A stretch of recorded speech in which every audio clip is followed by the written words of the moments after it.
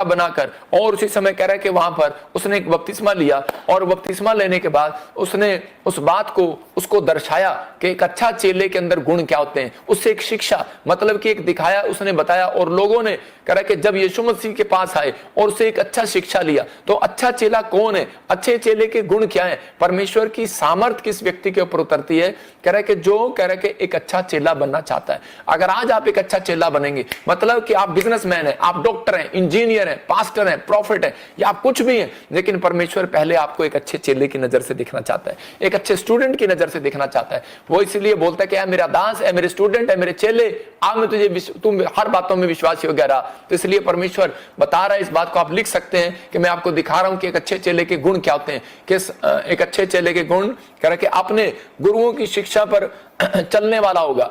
कह रहे कि अच्छे चेले के गुण, ये गलत दिखा रहे तो एक अच्छा चेला क्या होगा, एक चेला क्या होता है, कह रहा है कि अपने गुरु की शिक्षा पर चलने वाला, विश्वास करने वाला होता है। कह रहा हर बात पर एक अच्छा चेला खोए हुए को ढूंढने वाला होगा, गुरु के साथ निजी रिश्ता बनाता होगा, चेला हमेशा सीखने वाला होगा, गुरु के पीछे चलने वाला होगा, स्पिरिचुअल फादर के, बाइबल का अध्ययन करने वाला और प्रेयर करने वाला होगा, आत्मा से भरा होगा और प्रेम करने वाला होगा, और खोए हुओं को ढूंढने वाला। मैं इसमें एक पॉइंट लिखना भूल गया, ये कि वो खोए हुओं को ढूंढने वाला, खोए हुओं को प्रेम करने वाला, खोए हुओं को ढूंढने वाला। अगर आपके अंदर ये गुण है तो याद रखना परमेश्वर की सामर्थ उतरेगी आज आपके ऊपर।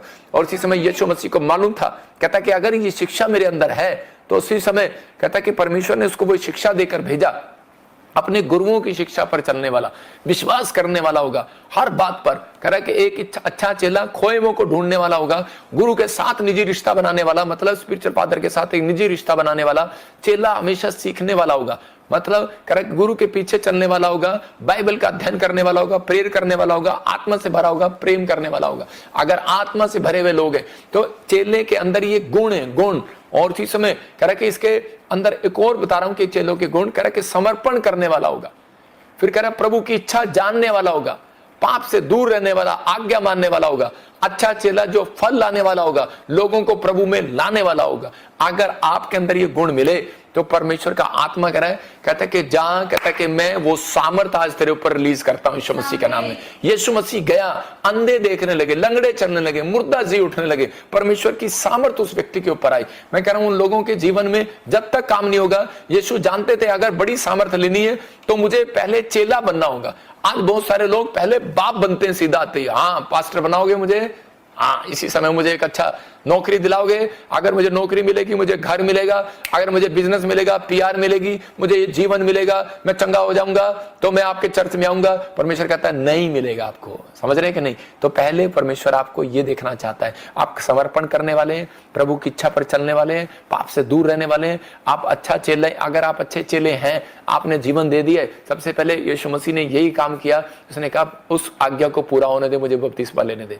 और उसके बाद वो एक चेला बना, उसने कहा कि मैं आज एक ऐसा अपने आप को इतना डाउन कर लिया कि वो शिक्षा जो परमेश्वर से लेकर आया था वो अपने पिता की शिक्षा को बांट रहा था। तो इस समय अगर आज आप कह रहे हैं कि बड़ी तरक्की करना चाहते हैं, बड़ी बड़ी ऊंचाइयों पर जाना चाहते हैं, तो चेला क्या होता है, कह रहा है कि एक अच्छा विश्वासी क्या है। आज आप एक विश्वासी, आप कहते हैं यीशु मसीह में विश्वास करता हूं, मैं विश्वासी हूं, मैं बिलीवर हूं, लेकिन परमेश्वर का आत्मा अगर देखता है, अगर रिजल्ट निकाले हम किसी विश्वासी का, तो वो 100% में से 80% दुखी है। कारण क्योंकि उसके अंदर कह रहे चेले की भावना नहीं है। अगर आपके अंदर चेले की भावना है, चेला मतलब कि अपने आप को डाउन करने वाला, अपने आप को नम्र करने वाला, चेला प्रेम करने वाला होगा, चेला हेल्पफुल होगा, चेला कह रहा है कि वो लोगों के साथ खड़ा कर होने वाला होगा, प्रभु का काम करने वाला होगा। गोस्पेल की ताकत ये थी कि परमेश्वर जानता था इस बात को कि अगर ये पावर, कहता है कि अगर मैं इनको दे दूंगा तो शैतान जो है कहता है कि इनके खिलाफ हो जाएगा। लेकिन इसलिए परमेश्वर ने ये चीजें,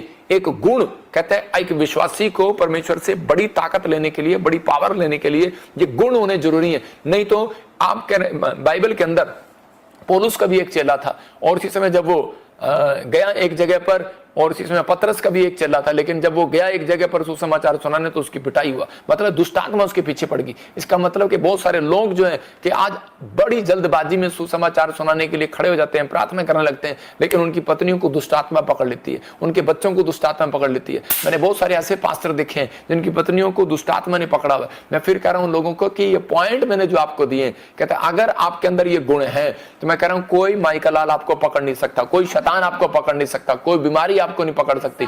आप अंत तक परमेश्वर आपके साथ रहेगा। मैं कह रहा हूं कि आपके ऊपर परमेश्वर का अनुग्रह रहेगा, आपकी ब्लेसिंग उतरेगी यीशु मसीह के नाम में। लेकिन आपको कहना आज परमेश्वर कि मैं सुसमाचार वो जो तेरा स्वर्ग से धरती पर मैं पहुंचाने के लिए मैं तैयार हूं, मैं फैसला लेना चाहता हूं परमेश्वर यीशु मसीह की तरह। तो इसने दो काम किए, कह रहा कि पावर और अनॉइंटिंग चाहिए, इसलिए बपतिस्मा लिया उसने और चेला बना। तो कह रहा कि दूसरा स्पिरिचुअल फादर चाहिए, शिक्षा, और उसने शिक्षा दिया कि परमेश्वर के मैं अपने स्पिरिचुअल फादर की प्रेयर, कवरिंग प्रेयर में रहूंगा। तो अगर आप एक कवरिंग प्रेयर में, अधीनता में, तो परमेश्वर का आत्मा आज आपको सामर्थ देगा। लेकिन मैंने ये बात बताई कि आप जब तक सुसमाचार नहीं सुनाते कि यीशु मसीह ने आके क्या कहा, मेरे पिता ने ये कहा, मेरे पिता ने वो कहा, मेरे पिता ने ये कहा, लेकिन आपने क्या कहा जब से पैदा हुए? मेरे बाप ने ये कहा, मेरी माँ मुझे मारती है, मेरा बेटा मुझे मारता है, मेरा बाप मुझे ये करता है। आपने कितनी बार यीशु मसीह का प्रचार किया?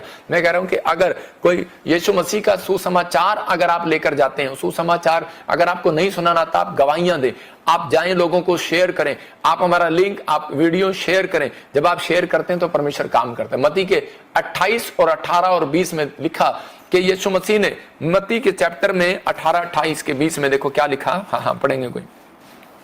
लिखा, यीशु ने उनके पास जाकर कहा, स्वर्ग और पृथ्वी का सारा अधिकार मुझे दिया गया है। इसका मतलब कि परमेश्वर के पास सारा अधिकार है।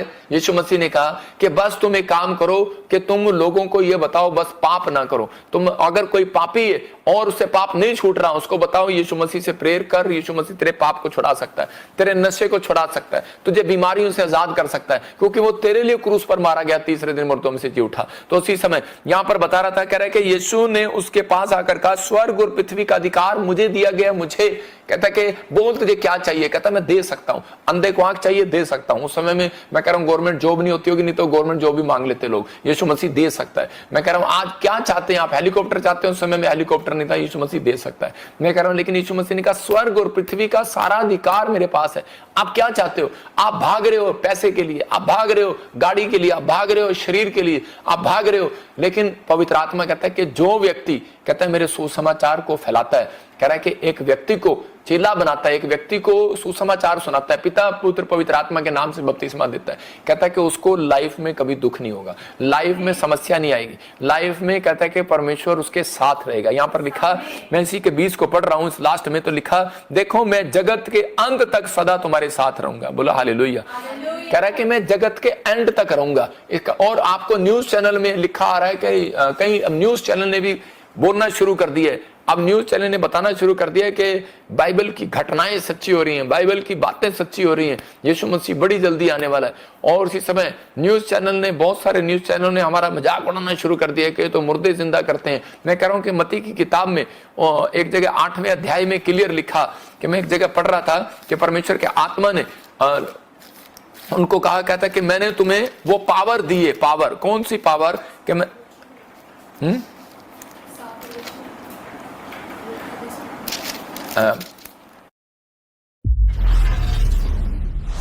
मेरा सपना